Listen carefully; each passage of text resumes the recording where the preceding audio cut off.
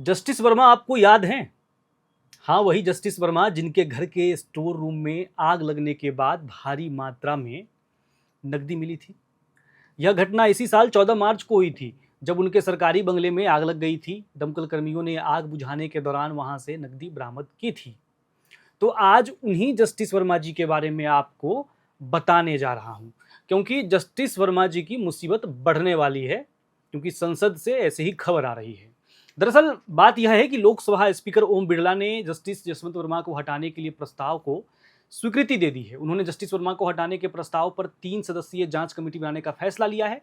इस कमेटी में supreme court और हाई कोर्ट के एक-एक जज और एक कानूनविद शामिल होंगे। लोकसभा स्पीकर ने प्रस्ताव की जानकारी देते हुए कहा कि भ्रष्टाचार के मामले में जीरो टॉलरेंस की कार्रवाई जरूरी है। ओम बिरला ने बताया कि जस्टिस वर्मा को हटाने का प्रस्ताव राष्ट्रपति को भेजा जाएगा। जस्टिस यशवंत वर्मा मामले की जांच से जुड़ी कमेटी में सुप्रीम कोर्ट के justice Arvind Kumar, Madras high court के चीफ जस्टिस ममिंद्र मोहन श्रीवास्तव और कर्नाटक हाई कोर्ट के सीनियर एडवोकेट वीवी आचार्य शामिल होंगे। यह कमेटी लोकसभा स्पीकर को अपनी रिपोर्ट सौंपेगी। जांच रिपोर्ट आने तक जस्टिस वर्मा को हटाने का प्रस्ताव लंबित रहेगा। जस्टिस वर्मा के खिलाफ जांच कमेटी की घोषणा करने से पहले लोकसभा स्पीकर ओम बिरला ने बताया कि उन्हें पक्ष और विपक्ष के कुल 146 सदस्यों के हस्ताक्षर वाला प्रस्ताव मिला है। उन्होंने बताया कि जस्टिस वर्मा के खिलाफ संविधान के अनुच्छेद 124(4) के तहत हाईकोर्ट के जज से हटाने के लिए एक प्रस्ताव है। बेदाग चरित्र न्यायपालिका में एक आदमी के विश्वास की नींव है। वर्तमान केस से जुड़े तथ्य भ्रष्टाचार की तरफ इशारा करते हैं और कार्रवाई के लिए प्रेरित करते हैं।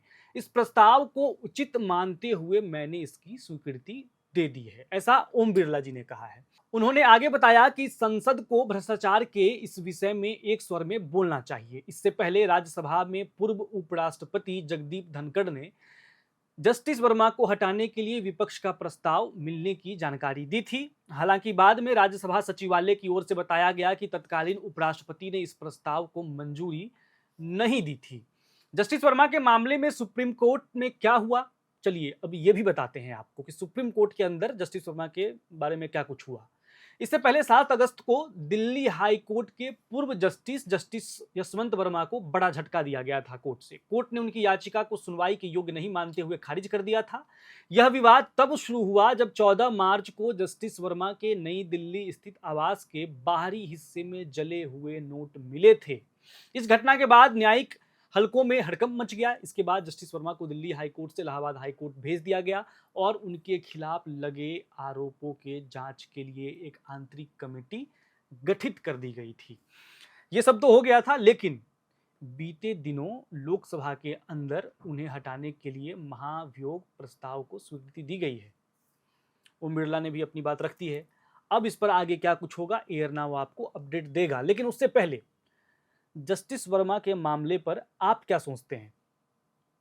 न्यायपालिका पर इस तरह के गंभीर आरोप, जिस तरह के जस्टिस वर्मा के मामले सामने आए, उसके बाद कई सवाल खड़े हुए।